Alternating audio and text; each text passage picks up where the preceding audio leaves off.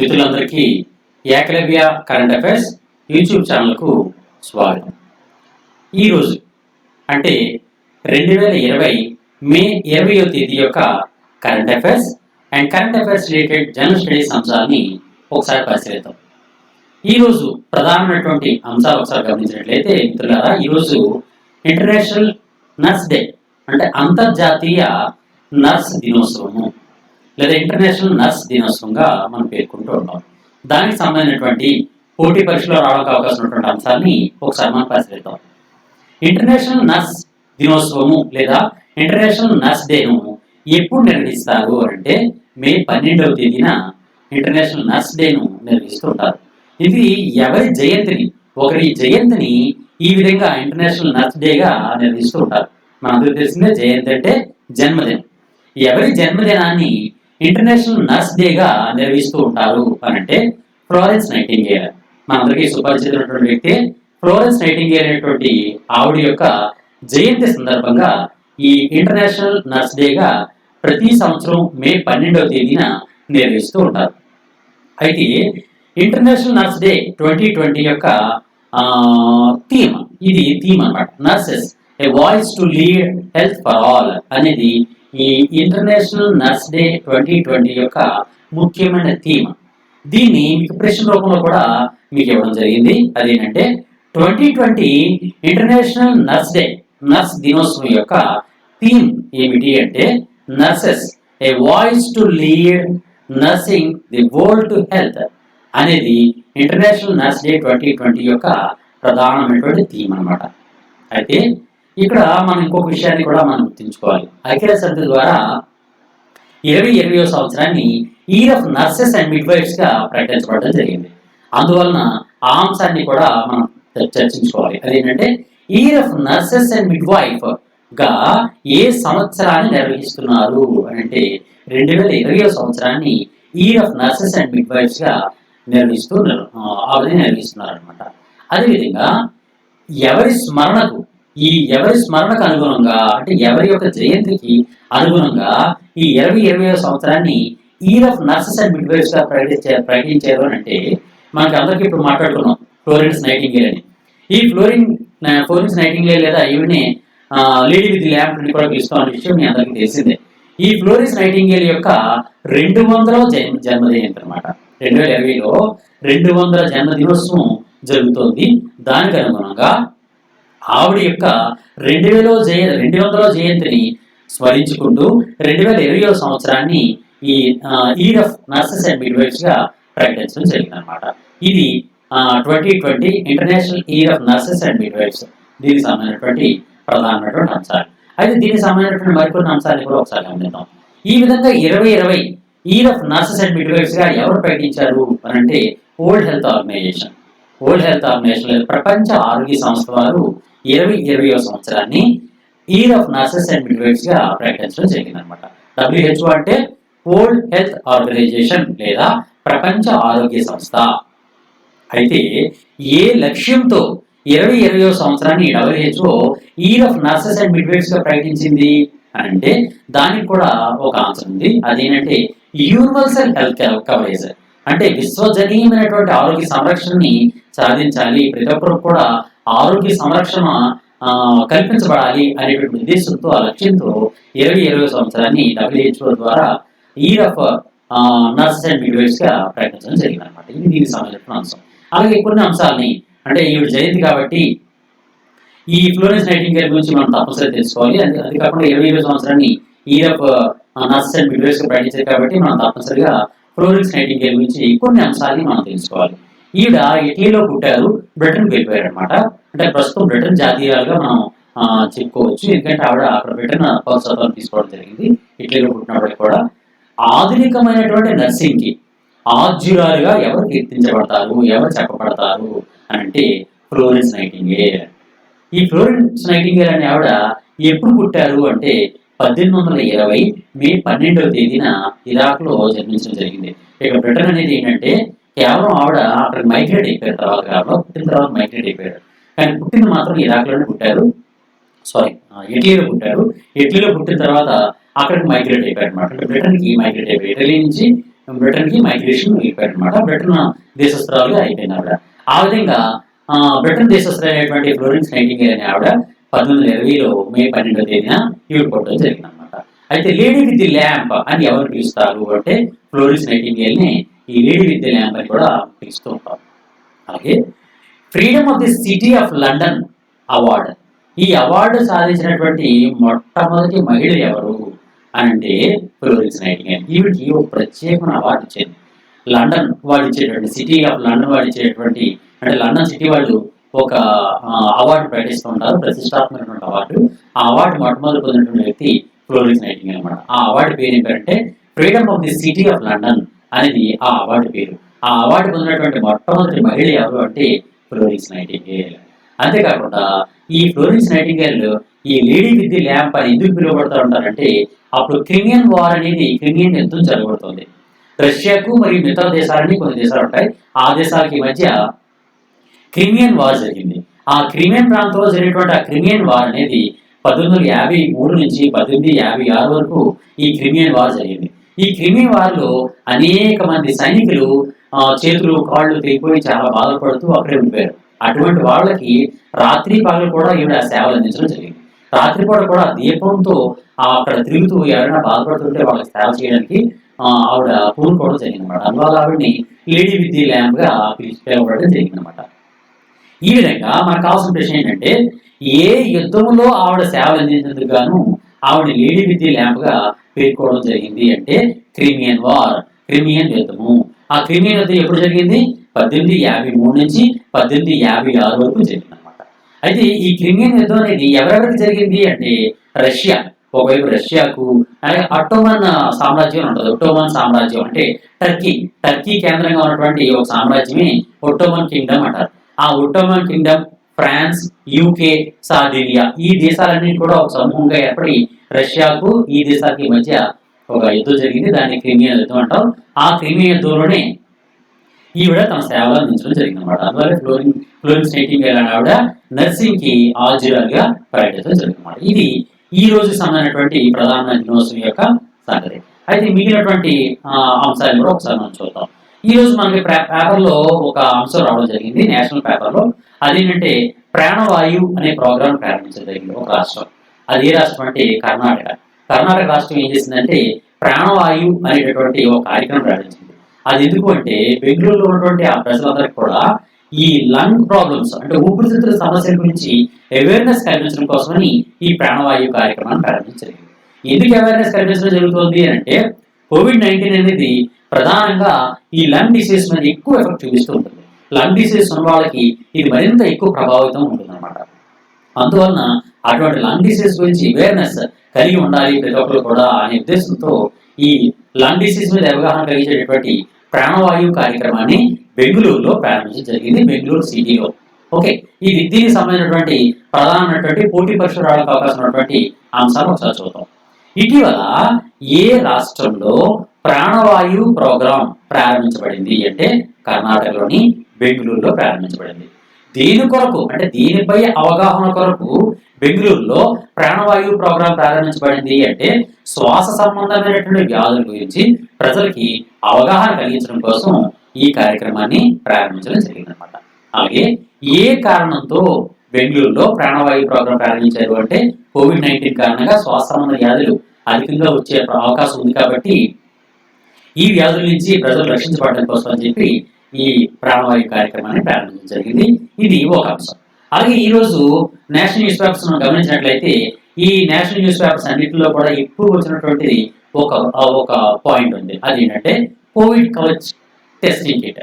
Covid Kavach అనేటటువంటి ఒక testing kit ని మన భారతదేశం సంబంధించినటువంటి ICMR సంస్థ రూపొందించడం జరిగింది అనమాట. ICMR అండ్ NIV ఈ రెండు కలిపి రూపొందించాయి కోవిడ్ కవచ్. ఈ కోవిడ్ కవచ్ లో భాగంగా మనకి కావాల్సినటువంటి అంశాలు, మన పోటీ పరీక్షలో రావడానికి అవకాశం ఉన్నటువంటి అంశాలని ఒకసారి చూద్దాం. కోవిడ్ కవచ్ అనే పేరుతో ఇటీవల COVID-19 ర్యాపిడ్ టెస్టింగ్ కిట్స్ అంటే ఎక్కువ మందికి ఒకేసారి టెస్టింగ్ చేసే అవకాశం, అటువంటి కిట్స్ ని ఎవరు రూపొందించారు అంటే NIV సంస్థ, ICMR సంయుక్తంగా రూపొందించారన్నమాట. NIV అంటే నేషనల్ ఇన్స్టిట్యూట్ ఆఫ్ వైరాలజీ, మన ముందు చాలాసార్లు మాట్లాడుకున్నాం ఎన్ఐవి గురించి. నేషనల్ ఇన్స్టిట్యూట్ ఆఫ్ వైరాలజీ అని ఎన్ఐవి పిలుస్తుంటారు. ఐసీఎంఆర్ అంటే Indian council of medical research. Indian council of medical research అంటే ఐసీఎంఆర్ అంటారు. ఇప్పుడు ఐసీఎంఆర్ అనేది దాని నుంచి ఒక 2 పాయింట్లు మనం చూసుకుంటే, ఐసీఎంఆర్ ప్రధాన కార్యాలయం ఎక్కడ ఉందంటే న్యూఢిల్లీలో ఉంది. ఐసీఎంఆర్ ఎప్పుడు ఏర్పాటు చేయబడింది అంటే 1911వ సంవత్సరంలో ఐసీఎంఆర్ ఏర్పాటు చేయడం జరిగింది. ఐసీఎంఆర్ యొక్క ప్రస్తుత డైరెక్టర్ జనరల్ ఎవరు? ఇలాంటి ప్రశ్నలు కూడా మనకు రావడానికి అవకాశం ఉంటుంది. ఎందుకంటే మనం దాని గురించి మాట్లాడుకున్నాం కాబట్టి ఈ అంశాలు రావడానికి అవకాశం ఉంటుంది భవిష్యత్తులో. అలా డీటెయిల్గా తెలుసుకోవాలి. ఐసీఎంఆర్ యొక్క ప్రస్తుత డైరెక్టర్ జనరల్ ఎవరు అంటే బలరాం భార్గవ. డాక్టర్ బలరాం భార్గవ గారు ప్రస్తుతం ఐసీఎంఆర్కి డైరెక్టర్ జనరల్గా ఉన్నారు. అలాగే ఇప్పుడు ఎన్ఐవి గురించి ఒకసారి చూసుకుంటే, నేషనల్ ఇన్స్టిట్యూట్ ఆఫ్ వైరాలజీ ఇది ఎక్కడుంది అంటే మహారాష్ట్రలోని పూణేలో ఈ ఎన్ఐవి ఉందన్నమాట. నేషనల్ ఇన్స్టిట్యూట్ ఆఫ్ వైరాలజీ అనేది మహారాష్ట్రలోని పూణేలో ఉంది. ఈ ఎన్ఐవి ఎప్పుడు ఏర్పాటు చేయడం జరిగింది అంటే 1952వ సంవత్సరంలో ఈ సంస్థ ఏర్పాటు చేయడం జరిగింది. ఇది ఈ 2 సంవత్సరాలకు సంబంధించినటువంటి అంశం. అయితే ఇప్పుడు కోవిడ్ కవచ్ గురించి ఒక మాట్లాడుతున్నాం. అదేంటంటే ఇటీవల ఎన్ఐవి మరియు ఐసీఎంఆర్ సంయుక్తంగా రూపొందించినటువంటి కోవిడ్ కవచ్, దాని పూర్తి పేరు ఏంటి అంటే కోవిడ్ కవచ్ ఎల్ఐసి, ఎలీసా అంటారు దాన్ని. Covid Kavach ELISA. అక్కడ మిస్టేక్ పడింది, అది మనకి స్లైడ్ లో మిస్టేక్ పడి ఉన్నట్టుంది, అది ఒకసారి చూసుకోండి. ఎలీసా, దాని పేరు ఎలీసా. Covid Kavach ELISA. మన సాధారణ ఎలీసా అనే టెస్ట్ ని ఒక వ్యాధిగ్రస్తులు చేస్తుంటాం, మీకు అందరికీ తెలిసే ఉంటుంది అనుకున్నా. ఎలీసా అనే పరీక్షని ఎయిడ్స్ వ్యాధిగ్రస్తులు చేస్తుంటారు అన్నమాట. ఎయిడ్స్ వ్యాధిగ్రస్తుల్లో కానీ లేకపోతే ఏదైనా వైరస్ సంబంధించినటువంటి ఆ వ్యాధి మన శరీరంలో ప్రవేశించినప్పుడు ఆ వ్యాధికి వ్యతిరేకంగా మన శరీరం నుండి రక్త కణాలు ప్రతిరక్షకాలను ఉత్పత్తి చేస్తాయి, యాంటీబాడీస్ ఉత్పత్తి చేస్తాయి. ఆ యాంటీబాడీస్ గుర్తించేటువంటి పరీక్ష ఎలీసా టెస్ట్ అన్నమాట. ఎలీసా టెస్ట్ అని పిలుస్తారు. అటువంటి ఎలీసా టెస్ట్ అంటే హెచ్ఐవికి సంబంధించినటువంటి ఎలీసాను COVID-19కి అనుగుణంగా మార్చడం జరిగింది. దాన్ని కోవిడ్ కవచ్ ఎలీసాగా పేర్కోవడం జరిగింది అనమాట. ఇక్కడ మీకు ఆపరేషన్ కూడా ఇవ్వడం జరిగింది. కోవిడ్ అంటే ఎలీసా పరీక్షను సాధారణంగా ఏ వ్యాధిగ్రస్తులకు ఉపయోగిస్తూ ఉంటారు, ఏ వ్యాధిగ్రస్తుల యొక్క యాంటీబాడీస్ గుర్తించడానికి ఉపయోగిస్తారంటే హెచ్ఐవి వ్యాధిగ్రస్తులు. హెచ్ఐవి అంటే హ్యూమన్ ఇమ్యూనో డెఫిషియన్సీ వైరస్. దీన్ని కలిగించే వ్యాధి పేరు ఏం పేరు? ఎయిడ్స్. AIDS. ఎయిడ్స్ అంటే ఎక్వైర్డ్ ఇమ్యూనో డెఫిషియన్సీ సిండ్రోమ్. ఈ ఎయిడ్స్ వ్యాధిగ్రస్తుల్లో ఈ వ్యాధిని నిర్ధారించడం కోసమని ఎలీసా టెస్ట్ చేస్తూ ఉంటారు అనమాట. ఇది ఎలీసా, ELISA. ఎలీసా అంటే ఏంటి? అబ్రివియేషన్ ఏంటి అంటే enzyme linked immunosorbent assay. Enzyme linked immunosorbent assay అనేది దాని యొక్క పూర్తి పేరు అనమాట. ఇది ఎలీసా గురించి. అయితే COVID-19కి ప్రస్తుతం ఏంటి ఉపయోగిస్తున్నారంటే PCR టెస్ట్ అని అంటారు, అంటే పొలిమరిక్ చైన్ రియాక్షన్ అంటారు. ఆ పొలిమరిక్ చైన్ రియాక్షన్ గురించి ఒకసారి మనం తెలుసుకుందాం. అదేంటంటే కోవిడ్ వంటి వైరస్ని దానికి సంబంధించినటువంటి యాంటీబాడీస్ ప్రతిరక్షకాలను గుర్తించడం కోసం ప్రస్తుతం ఏ పరీక్షను ఉపయోగిస్తున్నారు అని అంటే RT-PCR పరీక్ష అంటారు. RT-PCR పరీక్ష. RT-PCR పరీక్ష అనగా అంటే reverse transcriptase polymeric chain reaction. Reverse transcriptase కి reverse transcriptase polymeric chain reaction. Polymeric chain reaction అంటే అనేకమైనటువంటి పాలిమర్స్ ఉంటాయి అక్కడ. ఆ పొలిమరిక్ అనేకమైనటువంటి చైన్స్ ఉత్పత్తి అవుతూ ఉంటాయి. అంటే వైరస్ యొక్క చైన్స్ అనేకమైనటువంటివి ప్రోటీన్స్ ఉత్పత్తి అవుతూ ఉంటాయి. దాని పొలిమరిక్ చైన్ రియాక్షన్ అంటారు. దాని నుంచి ఎక్కువ డీటెయిల్స్ ఇన్ డెప్త్ అవసరం లేదు మనకి. అయితే ఇక్కడ ఈ అసలు ప్రాథమికంగా ఒక అంశాన్ని మీకు అందించాలని నేను అనుకుంటున్నాను. అదేంటంటే రివర్స్ ట్రాన్స్క్రిప్టేజ్. RT-PCR లో రివర్స్ ట్రాన్స్క్రిప్టేజ్ అంటే ఏంటో చూద్దాం. అసలు ట్రాన్స్క్రిప్టేజ్ అంటే తెలిస్తే రివర్స్ అంటే తెలుస్తున్నాం. ఆ విధంగా రివర్స్ ట్రాన్స్క్రిప్షన్ గురించి ఒకసారి మనం చూద్దాం. రివర్స్ ట్రాన్స్క్రిప్షన్ దానికి మీకు తెలుసుకునే ముందుగా మీకు ఒక డీటెయిల్గా ఉన్నటువంటి ఒక రిపోర్ట్ని మీకు చూపిస్తాను. అదేంటంటే ఇది సాధారణంగా మానవుల్లో ఉన్నటువంటి DNA. అంటే సాధారణంగా మానవుల్లో అనేకమైన కణాలు ఉంటాయని మనం చెప్పుకున్నాం. ఈ అనేక కణాల లోపల ఒక ద్రవ పదార్థం ఉంటుంది, దాని కణద్రవ్యము అంటారు. దాని మధ్యలో కేంద్రకం ఉంటుంది. ఆ కేంద్రకం లోపల కేంద్రక పదార్థం ఉంటుంది. ఆ కేంద్రక పదార్థంలో ఉన్నటువంటి ద్విసర్పిలాకారంగా ఉండే నిర్మాణమే DNA. ఇదే ఆ DNA అనమాట. ఇది నిచ్చెన కర్రని మడత పెట్టినట్టుగా, అంటే 2 నిచ్చెన కర్రల్ని కూడా మడత పెట్టినట్టుగా ఉన్నటువంటి నిర్మాణం అనమాట. ఇటువంటి నిర్మాణాన్ని DNA అని పిలుస్తారు. డిఎన్ఏ అంటే డిఆక్సిరైబో న్యూక్లిక్ యాసిడ్ అంటారు. అంటే మనందరిలో కూడా జన్యు పదార్థంగా ఈ డిఎన్ఏ అనే పదార్థం ఉంటుందన్నమాట.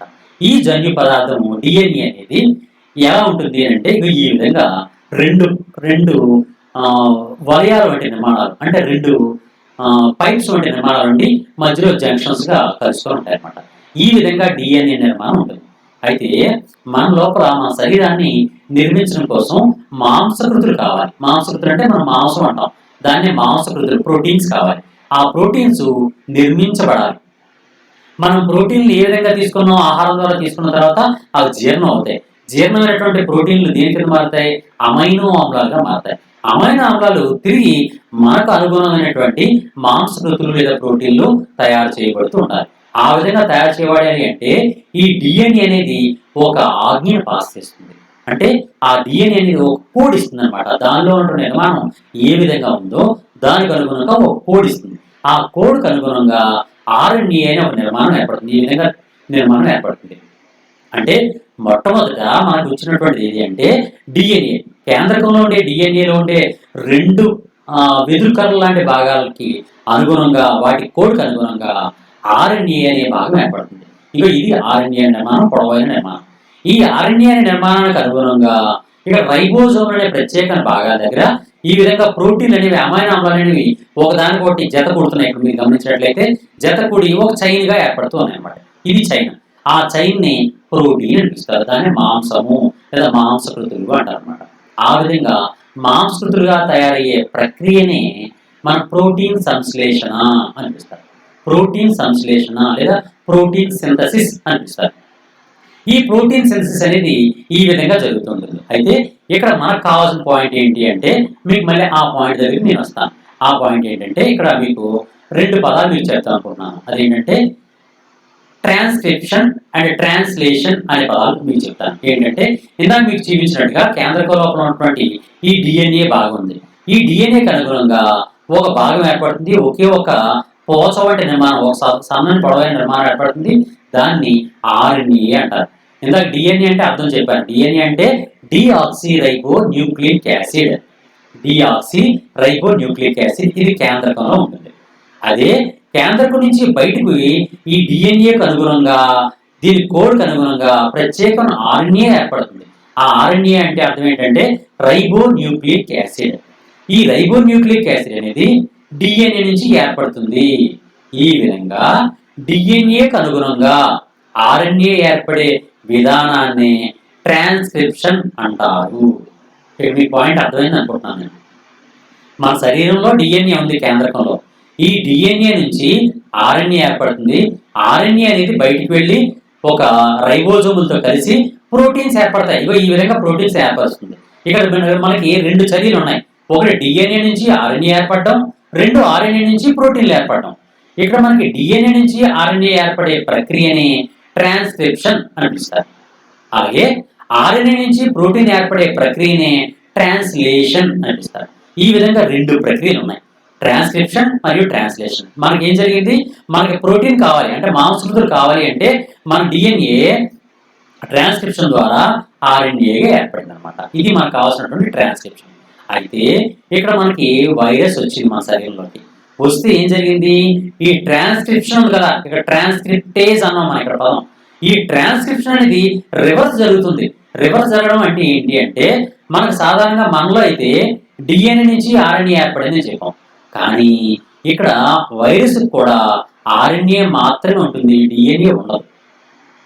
అవేం చేస్తాయంటే వాటి ఆర్ఎన్ఏకి అనుగుణంగా రివర్స్, ట్రాన్స్క్రిప్షన్ కి రివర్స్ గా ఆర్ఎన్ఏకి అనుగుణంగా డిఎన్ఏని తయారు చేసుకుంటాయి. ఈ విధంగా ట్రాన్స్క్రిప్షన్ రివర్స్ జరుగుతుంది అనమాట. ఆర్ఎన్ఏకి అనుగుణమైనటువంటి డిఎన్ఏ తయారవుతుంది. ఈ విధంగా రివర్స్ లో ట్రాన్స్క్రిప్షన్ జరుగుతుంది కాబట్టి దాన్ని రివర్స్ ట్రాన్స్క్రిప్టేజ్ అనిపిస్తారు. ఇది ఈ ట్రాన్స్క్రిప్షన్, రివర్స్ ట్రాన్స్క్రిప్షన్ ఫలితంగా అనేకమైనటువంటి వైరస్ సంబంధించినటువంటి డిఎన్ఏ తయారవుతాయి అనమాట. ఇక్కడ మీకు ఈ పాయింట్ మీకు అర్థమైంది కదా. డిఎన్ఏ అనేది ఎవరి డిఎన్ఏ, మన డిఎన్ఏ కాదు తయారవుతుంది.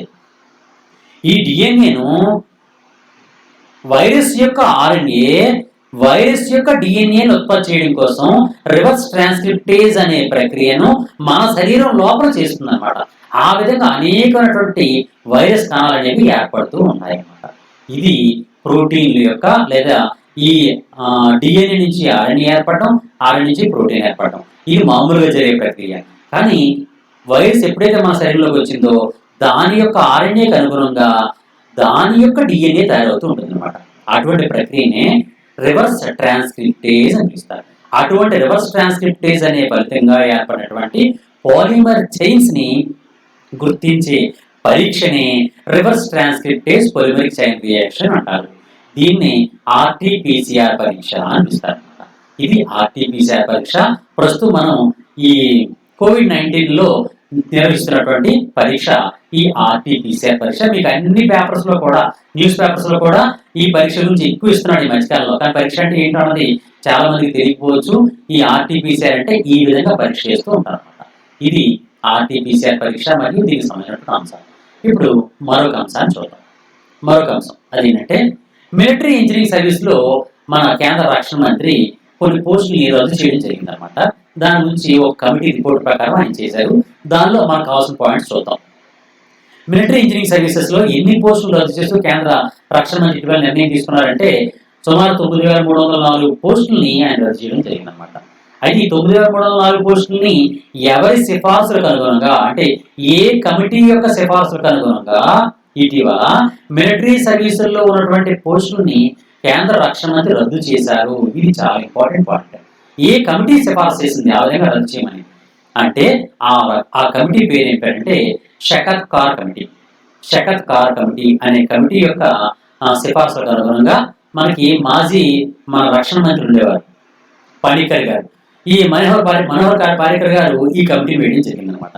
అయితే ఆయన చనిపోవడం జరిగింది. తర్వాత రాజ్నాథ్ సింగ్ గారు మనకు ముఖ్యమంత్రి మన రక్షణ మంత్రిగా ఏర్పడడం జరిగింది. రక్షణ మంత్రి గారు ఆ కమిటీ ఇప్పుడు ఇచ్చినటువంటి రిపోర్ట్ ప్రకారం ఈ మన ప్రస్తుతం ఉన్నటువంటి రక్షణ మంత్రి ఈ పదవుల్ని, ఈ పోస్టుల్ని రద్దు చేయడం జరిగిందన్నమాట. ఈ విధంగా మన దేశంలో మిలిటరీ వ్యవస్థ నుంచి 25,000 కోట్ల రూపాయలు మనం మిగిల్చుకోవచ్చని ఈ షకావత్ కమిటీ అనేది నివేదిక ఇవ్వడం జరిగింది. దానికి అనుగుణంగా ఆ 25,000 కోట్ల రూపాయలను మిగిల్చడం కోసమని ఈ మొదటి చర్యగా ఈ పోస్టులు కూడా రద్దు చేయడం జరిగింది. అయితే ప్రస్తుతం రక్షణ మంత్రి ఎవరు అంటే రాజ్నాథ్ సింగ్. ప్రస్తుతం మన భారతదేశ రక్షణ మంత్రి రాజ్నాథ్ సింగ్. నెక్స్ట్ మరొక అంశం చూద్దాం. 5 సంవత్సరాల అటల్ పెన్షన్ యోజన. ఈ మధ్య అటల్ పెన్షన్ యోజనకి 5 years అయిందనమాట. దాని గురించి ఒకసారి మనం మాట్లాడుతున్నాం. ఎందుకంటే సెంట్రల్ గవర్నమెంట్ యొక్క ప్రోగ్రామ్ కాబట్టి చాలా ఇంపార్టెంట్ ప్రోగ్రామ్. ఇటీవల 5 సంవత్సరాలు పూర్తి చేసినటువంటి అటల్ పెన్షన్ యోజన అనే పథకం ఎప్పుడు ప్రారంభమైంది అంటే 2015 మే 9వ తేదీన ప్రారంభమైంది. 2020 మే 9వ తేదీకి 5 సంవత్సరాలు పూర్తి చేసుకోవడం జరిగిందనమాట. అందువలన దాని గురించి మనం మాట్లాడుకుంటున్నాం ఇప్పుడు. ఓకే, గతంలో ఉండే ఏ పథకాన్ని మార్పు చేయడం ద్వారా ఈ ఏపీవై పథకం, ఏపీవై అంటే అటల్ పెన్షన్ యోజన పథకము అనే దాన్ని ప్రారంభించారంటే అంతవరకు వచ్చిన ప్రోగ్రామ్ ఉండేది. దాన్ని మోడిఫై చేసి అటల్ పెన్షన్ యోజనని పెట్టడం జరిగింది. ఆ ప్రోగ్రామ్ పేరు ఏం పేరంటే స్వావలంబన్ యోజన. స్వావలంబన్ యోజన అనే పథకాన్ని మార్పు చేసి డిఫైన్ చేసి ఈ విధంగా ఏపీవై పథకంగా రూపొందించడం జరిగిందనమాట. అయితే ఏపీవై పథకం గురించి ఒకసారి మనం చూసుకుంటే ఈ ఏపీవై పథకాన్ని ఎవరు ప్రారంభించారు అంటే ప్రధానమంత్రి నరేంద్ర మోడీ గారు ప్రారంభించారు. ఎక్కడ ప్రారంభించారు అంటే కలకత్తాలో ప్రారంభించారు. ఎందుకంటే ఏపీవై గురించి ఆల్రెడీ 5 years అనేటటువంటి ప్రచారం ఎక్కువగా పేపర్లో, న్యూస్ పేపర్స్ వచ్చింది కాబట్టి మనం తప్పనిసరిగా ఏపీవై గురించి తెలుసుకోవాలి. ఏపీవై అనేది ఎప్పుడు ప్రారంభించడం జరిగింది?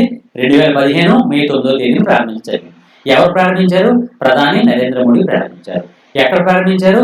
కోల్కతాలో ప్రారంభించడం జరిగింది. ఏ పథకాన్ని రీడిఫైన్ చేస్తూ అంటే రీమోడిఫై చేస్తూ ఏపీవై పథకాన్ని ప్రారంభించారు? స్వావలంబన్ యోజన అనే పథకాన్ని రీమోడిఫై చేసి ఈ పథకాన్ని రూపొందించడం జరిగిందనమాట. అయితే ఇక్కడ మరికొన్ని అంశాలు కూడా చూపిస్తాను. ఈ అటల్ పెన్షన్ యోజనలో మినిమం ఏజ్ అంటే ఈ లబ్ధిదారుగా చేరాలి అంటే, ఈ పథకంలో చేరాలంటే కనీసం వయసు ఎంత ఉండాలి అంటే 18 సంవత్సరాలు. గరిష్టం వయసు ఎంత ఉండాలంటే 40 years, 40 సంవత్సరాలు. 18 సంవత్సరాల నుంచి 40 సంవత్సరాల మధ్య వయసు ఉన్నటువంటి వారు ఈ పథకంలో చేరి నెల వారు పెన్షన్ పథకానికి జమ చేస్తూ ఉంటే, లేదా 6 నెలలకు ఒకసారి, 3 నెలలకు ఒకసారి, 6 నెలలకు, సంవత్సరానికి ఒకసారి ఒకటే పాలసీస్ ఉన్నాయి, సంవత్సరానికి ఒకసారి ఆ విధంగా ఉన్నాయి. ఆ విధంగా మనకు కడుతూ ఉంటే ఒక 60 సంవత్సరాల వయసు వచ్చిన తర్వాత వారు కట్టిన అమౌంట్కి అనుగుణంగా కనీసం 1000 రూపాయల నుంచి 4000 వరకు కూడా ఈ పెన్షన్ రావడానికి అవకాశం ఉంటుంది. దానికి సంబంధించినటువంటి అంశాన్ని మరొకసారి చూద్దాం.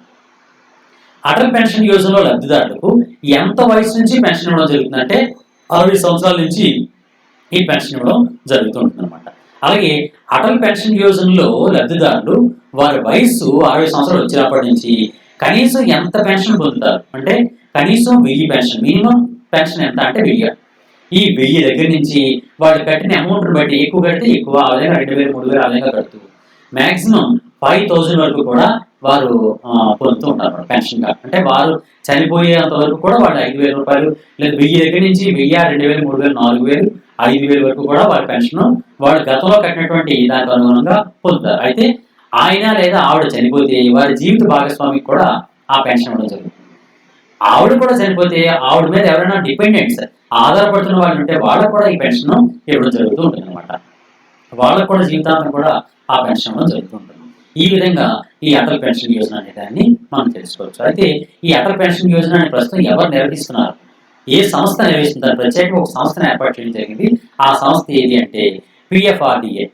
పిఎఫ్ఆర్డిఏ అనే ఒక ప్రత్యేకమైన సంస్థ ఉంది. పిఎఫ్ఆర్డిఏ అనగా అంటే pension fund regulatory and development authority. మీకు అందరికీ తెలిసిందే 2004 నుంచి కూడా ప్రభుత్వ ఉద్యోగాల్లో జాయిన్ అయిన వారికి పెన్షన్స్ లేవు. అయితే కంట్రిబ్యూటరీ పెన్షన్ స్కీమ్ అనేటువంటి పథకం ద్వారా వారి జీతంలో 10% ఈ పిఎఫ్డిఆర్డిఏలో జమ చేయాల్సి ఉంటుంది అనమాట. ప్రతి ఉద్యోగి కూడా జమ చేస్తే కేంద్ర ప్రభుత్వం కూడా మరొక అంత ఎంతైతే ఆ ఉద్యోగి కట్టాడో అంతే మొత్తాన్ని కేంద్ర ప్రభుత్వం కూడా జమ చేస్తూ ఉంటుంది. ఈ మొత్తం అంతా కలిపి ఆయన రిటైర్మెంట్ టైంలో ఆయనకి ఇవ్వడం జరుగుతుంది, లేదా కొంత పెన్షన్ రూపంలో కూడా ఆయనకి ఇవ్వడం జరుగుతూ ఉంటుంది అనమాట. ఈ అమౌంట్ నుంచి మాత్రమే. ఇంతకు ముందున్నట్టుగా పాత పెన్షన్ విధానం ప్రకారం రాష్ట్ర ప్రభుత్వం లేదా కేంద్ర ప్రభుత్వాలే పూర్తిగా ఆయన జీవితాంతం పెన్షన్ ఇచ్చేటువంటి పరిస్థితులు తీసేయడం జరిగింది. ఈ పిఎఫ్ఆర్డిఏ ప్రకారం కొత్త పెన్షన్ ని రూపొందించడం కోసం చెప్పి పిఎఫ్ఆర్డిఏని ఏర్పాటు చేయడం జరిగింది. ఈ పిఎఫ్ఆర్డిఏకి ఈ పథకాన్ని కూడా అంటే అటల్ పెన్షన్ యోజన పథకాన్ని కూడా అప్పగించడం జరిగింది అనమాట. ఇది పిఎఫ్ఆర్డిఏ గురించి. ఇది పిఎఫ్ఆర్డిఏ ఎప్పుడు ఏర్పాటు చేయడం జరిగింది అంటే 2003 అక్టోబర్ 23వ తేదీన ఈ పిఎఫ్ఆర్డిఏ అనేది ఏర్పాటు చేయడం జరిగింది.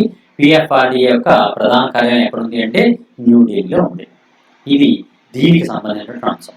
అయితే ఇంకొక చిన్న పాయింట్ కూడా ఇచ్చాను. అది ఏంటంటే పిఎఫ్ఆర్డిఏ యొక్క ప్రస్తుత చైర్మన్ ఎవరు, ప్రతిదానికి కూడా హెడ్ ఎవరు అన్నది మనం చదువుకోవాలి. కాబట్టి పిఎఫ్ఆర్డిఏ యొక్క ప్రస్తుత చైర్మన్ ఎవరు అంటే సుబ్రతం బందోపాధ్యాయ అనేటువంటి వ్యక్తి పిఎఫ్ఆర్డిఏకి చైర్మన్ గా ఉన్నారు. సుబ్రతం బందోపాధ్యాయ అనే వ్యక్తి పిఎఫ్ఆర్డిఏ యొక్క ప్రస్తుత చైర్మన్ అనమాట. ఇది ఈ రోజుకి సంబంధించినటువంటి అంటే మే 12వ తేదీ సంబంధించినటువంటి ప్రధానమైనటువంటి అంశాలు. మిత్రులారా, మీ అందరూ కూడా తప్పనిసరిగా మా వీడియోస్ని షేర్ చేయండి. మ్యాక్సిమం అందరూ కూడా షేర్ అయ్యే విధంగా మీరు ప్రయత్నం చేయండి. మీ మిత్రులు కూడా చెప్పండి యాక్టివ్ కరెంట్ అఫైర్స్ గురించి. అందరికీ షేర్ చేసి ఎక్కువ మందిని మన యాక్టివ్ కరెంట్ అఫైర్స్ పొందే విధంగా చేస్తారని మనం అందరినీ కోరుకున్నాను. ప్రతిరోజు కూడా అదే విధంగా మనం కలుద్దాం. Okay, thank you. Shekhar Vijay ప్రాప్తిస్తూ ఆల్ ది బెస్ట్.